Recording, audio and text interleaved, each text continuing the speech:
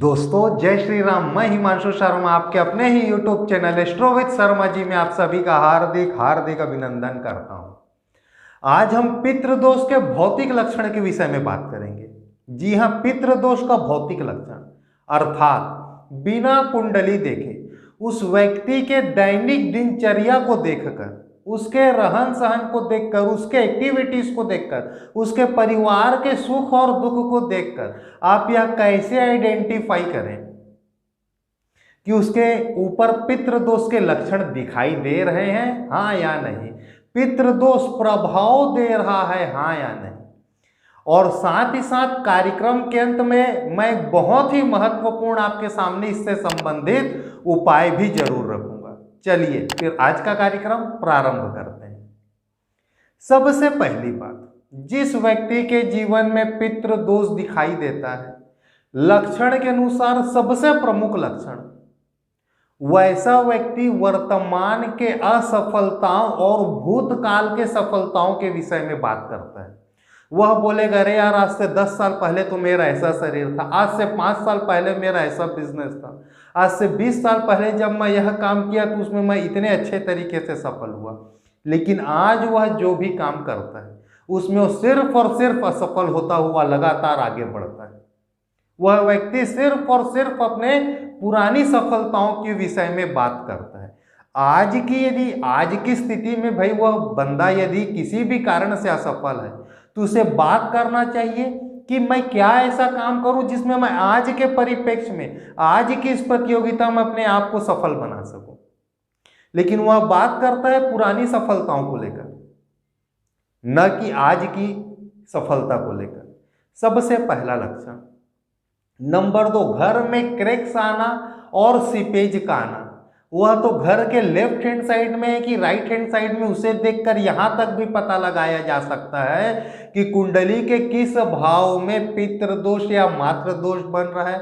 वह राहु के सूर्य के कारण ग्रसित होने के कारण है कि राहु से चंद्र के ग्रसित होने के कारण है। यहां तक चीजों की पता चल जाती है घर के सीपेज और क्रैक्स को देखकर। तीसरा विषय वस्तु पर आता हूं। ऐसे व्यक्ति यदि घर के 4 लोग एक साथ एक कमरे में बैठ जाएं तो 10 मिनट से ज्यादा बैठ नहीं पाते, उनके बीच में बहस चालू हो जाता है। एक उत्तर की बात करेगा तो दूसरा व्यक्ति दक्षिण की बात करेगा। यह था तीसरा लक्षण।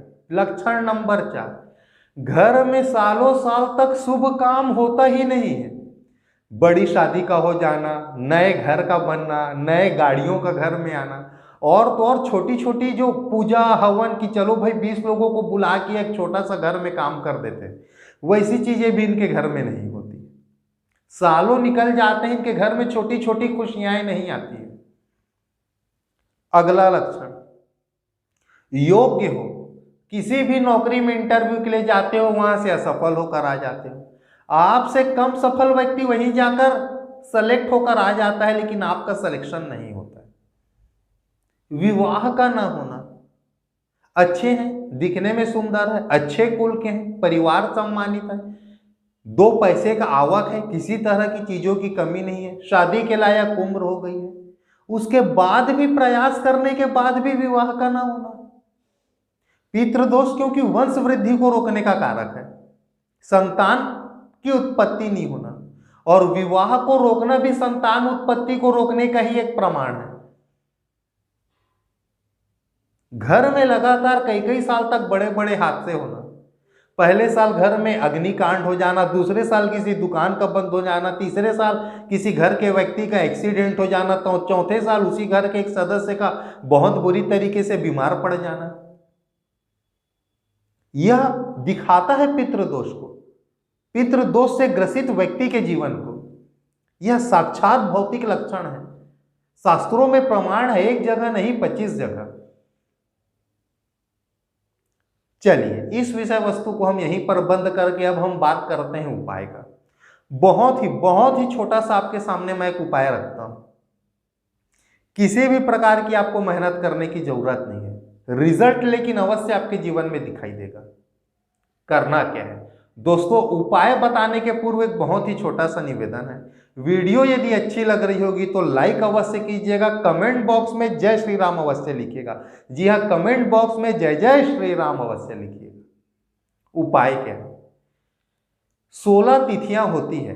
एक पहला दिन प्रतिपदा कहलाता है, दूसरा दिन, फिर तीसरा दिन, चौथा दिन, इस प्रकार से 14 अलग अलग दिन होते हैं। 15वां दिन पूर्णिमा कहलाता है और 16वां दिन जो होता है वो अमावस्या कहलाता है। इस प्रकार से 16 तरह की अलग अलग तिथियां होती है। उसमें जो अमावस्या का दिन है वह पितरों का दिन है। एक दिन का स्वामित्व जो है वह पितरों के पास है। शास्त्रों में इस चीज का एक जगह नहीं कई जगह प्रमाण है कि खीर का प्रसाद, मीठा का प्रसाद पितरों के निमित्त लगाना चाहिए और उसे ब्राह्मण को दान करना चाहिए। माह में सिर्फ एक बार अमावस्या आता है, अमावस्या के दिन कम से कम पितरों के निमित्त खीर का प्रसाद अपने घर में बनवाएं।